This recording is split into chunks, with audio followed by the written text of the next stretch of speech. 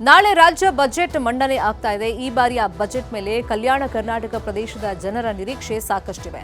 ಮೂಲಸೌಕರ್ಯ, ಶಿಕ್ಷಣ, ಆರೋಗ್ಯ ಮತ್ತು ನೀರಾವರಿ ಕ್ಷೇತ್ರಗಳಿಗೆ ಹೆಚ್ಚಿನ ಒತ್ತು ಸಿಗುವಂತ ನಿರೀಕ್ಷೆ ಇದೆ. ಕೆಕೆಆರ್ಡಿಬಿಗೆ ಅನುದಾನ ಹೆಚ್ಚಳ, ಕೃಷಿ ಆಧಾರಿತ ಕೈಗಾರಿಕೆಗಳು, ಗ್ರಾಮೀಣ ರಸ್ತೆಗಳ ಸುಧಾರಣೆ ಮತ್ತು ಪ್ರಾದೇಶಿಕ ಅಸಮಾನತೆ ಹೋಗಲಾಡಿಸಲು ವಿಶೇಷ ಪ್ಯಾಕೇಜ್ಗಳು ಪ್ರಮುಖ ನಿರೀಕ್ಷೆಗಳಾಗಿವೆ. ಆ ಬಗ್ಗೆ ಮಾಹಿತಿ ಇಲ್ಲಿದೆ.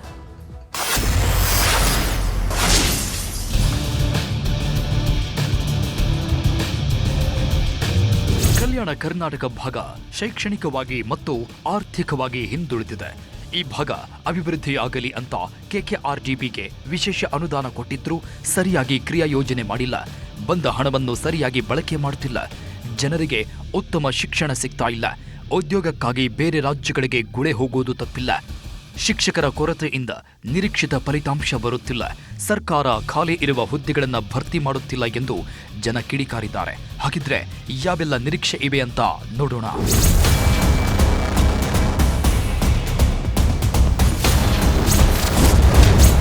ಕೆಕೆಆರ್ಡಿಬಿಗೆ ಹೆಚ್ಚಿನ ಅನುದಾನ ಬೇಕು.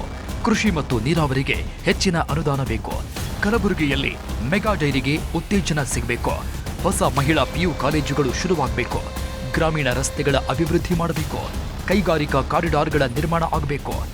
ಖಾಲಿ ಇರುವ 35,303 ಹುದ್ದೆ ಭರ್ತಿ ಮಾಡಬೇಕು. ಕೌಶಲ್ಯಾಭಿವೃದ್ಧಿ ಕೇಂದ್ರಗಳ ಸ್ಥಾಪನೆ ಆಗಬೇಕು. ಕಲಬುರಗಿಯಲ್ಲಿ ಮೆಗಾ ಟೆಕ್ಸ್ಟೈಲ್ ಪಾರ್ಕ್ ಆಗಬೇಕು. ಜವಳಿ ಪಾರ್ಕ್ ಮೂಲಕ ಉದ್ಯೋಗ ನೀಡಬೇಕು. ನಮ್ಮ ಕಲಬುರಗಿಗೆ ಒಂದು ಅರ್ಧಚಾಲಕ ಅಂದರೆ ಸೆಮಿಕಂಡಕ್ಟರ್ ಚಿಪ್ ತಯಾರಿಕೆ ಕ್ಲಸ್ಟರ್ ಈ ಕಲ್ಯಾಣ ಕರ್ನಾಟಕ ಭಾಗದಲ್ಲಿ ಆಗಬೇಕಂತ ನಾವು ಈ ಒಂದು ಬಜೆಟ್ನಲ್ಲಿ ನಾವು ನಿರೀಕ್ಷೆ ಇಟ್ಕೊಂಡಿದ್ದೀವಿ. ಸಣ್ಣ ಸಣ್ಣ ಕೈಗಾರಿಕೆ ಗಳು ಬರಬೇಕು. ಅದಲ್ಲದೆ ನಾವು ಈಗಾಗಲೇ ಹೇಳಿದೆವು ನಿಮಗೆ, ಮೆಗಾ ಟೆಕ್ಸ್ಟೈಲ್ ಪಾರ್ಕ್ ಬಂದರೆ ನಮಗೆ ಸುಮಾರು 1 ಲಕ್ಷಕ್ಕೂ ಹೆಚ್ಚಿನ ಒಂದು ಉದ್ಯೋಗಗಳ ಅವಕಾಶಗಳು ಕೊಡ್ಬೋದು. ಈ ನಿಟ್ಟಿನಲ್ಲಿ ಏನದಲ್ಲ, ಕೇಂದ್ರ ಸರ್ಕಾರ ಮತ್ತು ರಾಜ್ಯ ಸರ್ಕಾರ ಎರಡೂ ಕೂಡಿಕೆ ಆದಷ್ಟು ಬೇಗ ಈ ಒಂದು ಮೆಗಾ ಟೆಕ್ಸ್ಟೈಲ್ ಪಾರ್ಕ್ಗೆ ಒಂದು ಒತ್ತು ಕೊಡಬೇಕಂತ ನಾನು ಈ ಸಂದರ್ಭದಲ್ಲಿ ಕೇಳ್ಕೊಳ್ತೀನಿ.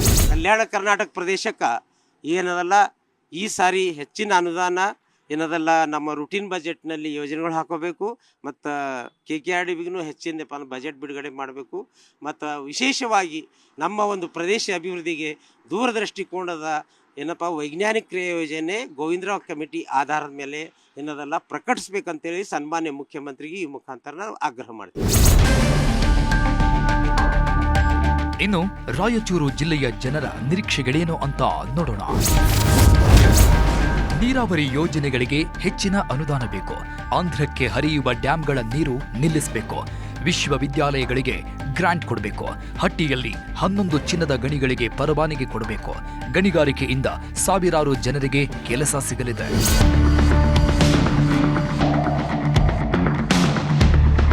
ಇನ್ನು ಕೊಪ್ಪಳ ಜಿಲ್ಲೆಯ ಜನರ ನಿರೀಕ್ಷೆಗಳು ಏನೆಲ್ಲ ಇವೆ ಅಂತ ನೋಡೋಣ. ಪ್ರವಾಸಿ ತಾಣಗಳ ಅಭಿವೃದ್ಧಿ ಮಾಡಬೇಕು.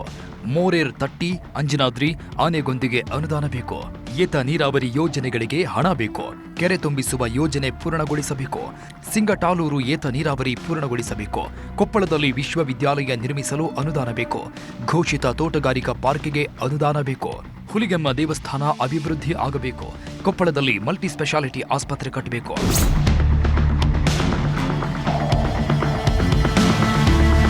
ಯಾದಗಿರಿ ಜನರ ಬಜೆಟ್ ನಿರೀಕ್ಷೆಗಳು ಏನು ಅಂತ ನೋಡೋದಾದ್ರೆ,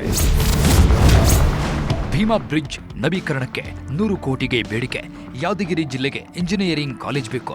ಹೈವೇ ಅಗಲೀಕರಣ, ರಸ್ತೆ ನವೀಕರಣ ಮಾಡಬೇಕು. ಪ್ರವಾಹಕ್ಕೆ ತುತ್ತಾಗುವ ಗ್ರಾಮಗಳ ಜನರಿಗೆ ಸ್ಪಂದಿಸಬೇಕು.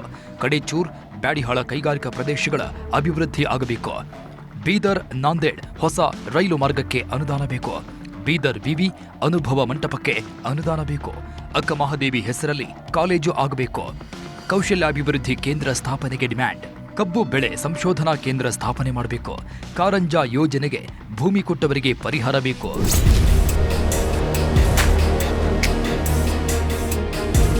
ಇನ್ನು ಗಣಿನಾಡು ಬಳ್ಳಾರಿಯ ಜನರು ಕೂಡ ಈ ಬಾರಿಯ ಬಜೆಟ್ನಲ್ಲಿ ಸಾಕಷ್ಟು ನಿರೀಕ್ಷೆಗಳನ್ನು ಇಟ್ಟುಕೊಂಡಿದ್ದಾರೆ.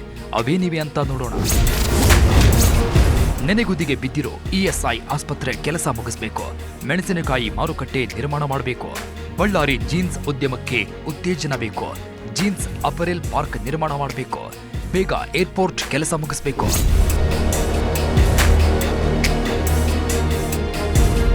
ಒಟ್ನಲ್ಲಿ ಕಲ್ಯಾಣ ಕರ್ನಾಟಕ ಭಾಗದ ನಿರೀಕ್ಷೆ ಸಾಕಷ್ಟಿವೆ. ಈ ಬಾರಿ ಏನೆಲ್ಲ ಭರವಸೆ ಈಡೇರುತ್ತವೆ ಅಂತ ಕಾದು ನೋಡಬೇಕು.